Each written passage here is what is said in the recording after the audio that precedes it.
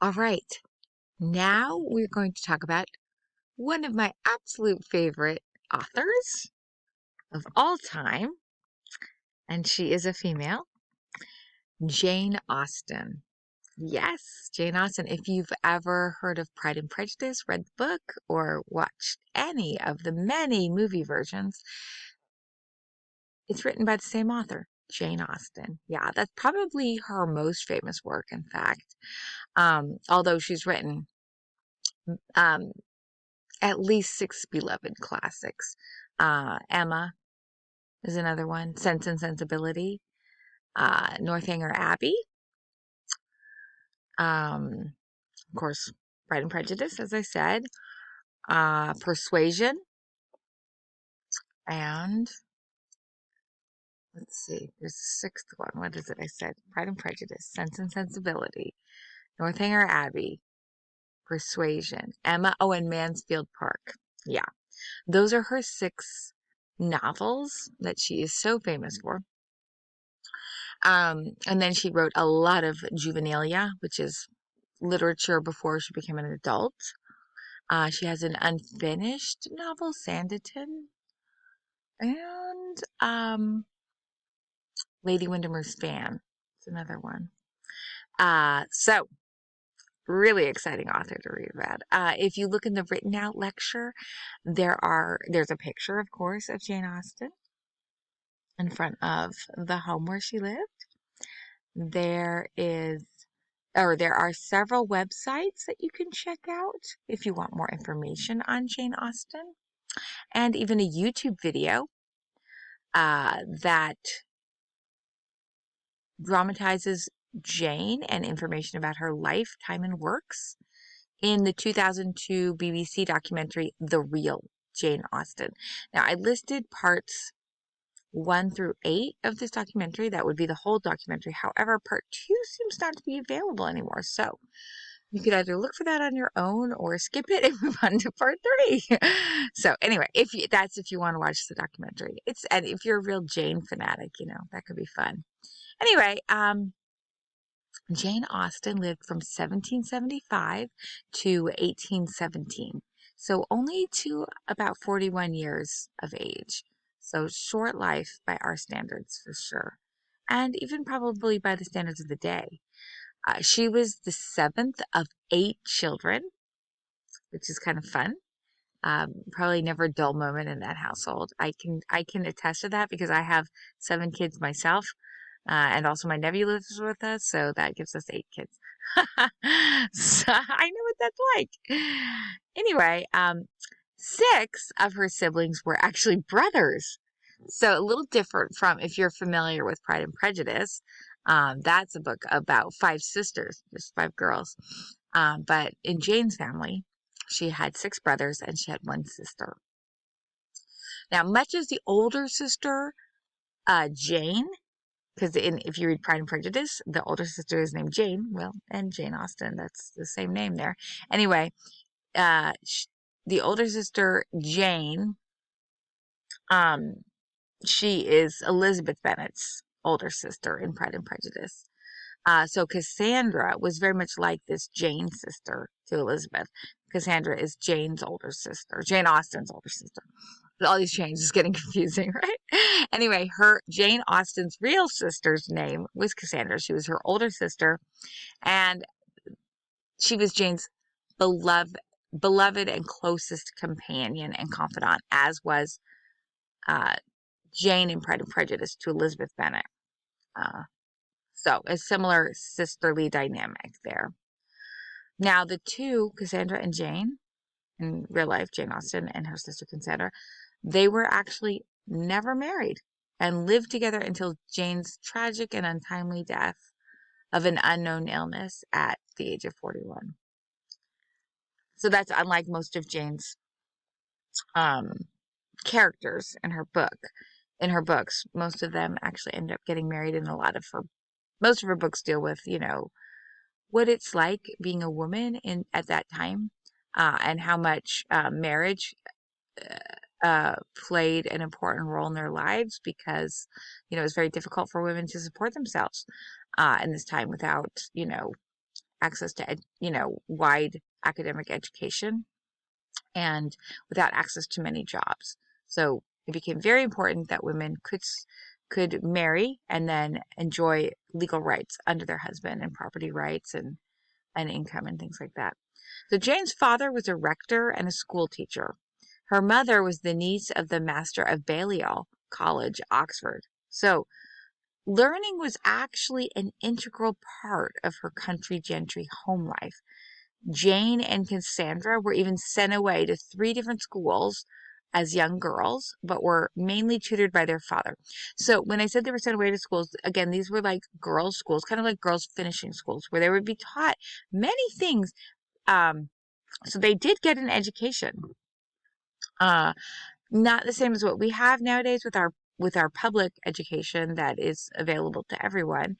And they may not have had, obviously intense academic, like math and science tutoring there, but they certainly would have learned languages and a lot of the arts. So it's like more of like a liberal arts education. Anyway, they were lucky because they got to be tutored at home and even have a school experience. Jane was allowed to read whatever she wanted from her father's library. So that's again where we talk about if you have money, and these were country gentry, so they're not like aristocracy, but they have a comfortable living. And so then you could hope to have a well-stocked library in your own home. And so kind of self-educate that way, right? Because you could read books, whatever you wanted, and have a wonderful home education. So she read many a literary work that would not have been considered appropriate for women of the age, like Samuel Richardson's edgy comedies and Tom Jones, etc. Scholars often divide Jane's literary life into 2 periods of pronounced productivity. The first occurred in her teen years and early 20s, as she wrote in her father's library. The novella that we read of hers for class, Love and Friendship, was written during this time period at the tender age of 15 in 1790. And so note the misspelling of the word friendship in the title. That's why it's F-R-E-I-N-D. S-H-I-P, friendship, instead of the way we spell it nowadays, F-R-I-E-N-D, S-H-I-P. So the I and the E were flipped. So she was young. She was only 15 when she wrote it. Believe it or not, oh my gosh, can you believe that? We're reading something that a 15-year-old wrote. Pretty amazing. I have kids that age, and I couldn't imagine them writing something like that. Well, not that they couldn't, but it would be pretty unusual for a 15-year-old to produce something like that. So it's pretty amazing that we have that. But I always think it's a little fun that there's that big misspelling in the title. No spell check back then, right? She hand wrote this. And she wrote these things as entertainment for her family. This and many other misspellings actually occur throughout the work, and they reveal the youthful knowledge and experience that naturally attended the work of a 15-year-old with no spell check, as I said. The second pronounced period of Jane's literary productivity occurred when she lived with her sister at Chawton Cottage during the last decade of Jane's life. Like many of Jane's characters, Jane and her sister Cassandra and mother had to depend on the charity of their male relatives for a livelihood once Jane's father died in 1805, when Jane was 30. Jane's mother was a widow, and neither Jane nor Cassandra had married. So they all had to be supported by the boys in the family because their father had given most of his income to his son and had left a sum not adequate enough for the 3 women to live on. And women working for a living was out of the question at the time in Jane's society, so that was just not done in their social circle. Women did not work. So the 3 lived in a cottage on Jane's brother Edward's estate. Of course, Jane did work when you think about it because she wrote all these novels.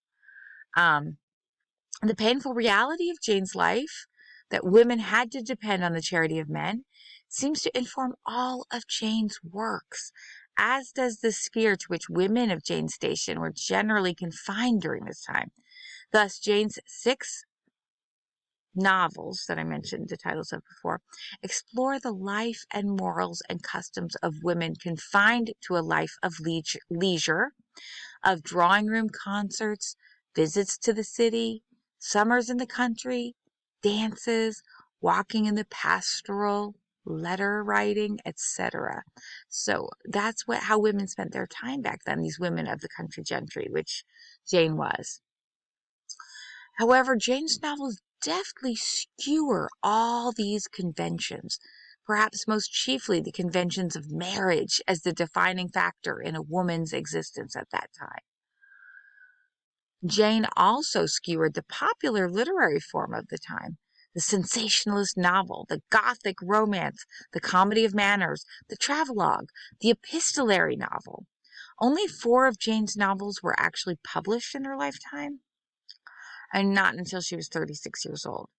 Sense and Sensibility was published in 1811. Pride and Prejudice was published in 1813. Mansfield Park was published in 1814, and Emma was published in 1816. Jane published these books anonymously because of the taboo against females writing and earning money from such pursuits. However, because of the immediate and immense popularity of her books, Jane's identity as the author was actually found out. Jane wrote 2 more books after the first 4 were published, but she died before those latter 2 could be published. Northanger Abbey, which was published in 1818, and Persuasion, which was published in 1818 also. So her books, it's pretty neat, actually got published, even though they were published anonymously, and her identity was actually found out while she was yet still alive. So she enjoyed some fame. So that's unusual for our female authors, although Aphra Behn also was a published author during her lifetime and was known for that. Jane had actually started a 7th novel, as I mentioned earlier, before she died, Sanditon, but she died in the middle of writing it. She also wrote shorter works like the novella we read for class, as well as shorter versions of several of her novels, letters, sketches, and a parodic or funny history of England, etc. Jane's productivity for her short life is actually staggering. Love and Friendship is an epistolary novel, or novella, I should say. That means a shorter work. And when we say epistolary novel, we mean a novel, or we need a work written in the form of letters. So it's letters back and forth between different characters. And that was a popular art form to write in at the time. And she uses this and sort of makes fun of it. All right. So as Jane does, she's so funny, so witty. And so she writes this as a series of letters. And she makes clear how much the affairs of its female characters depend on the lives of the men they marry.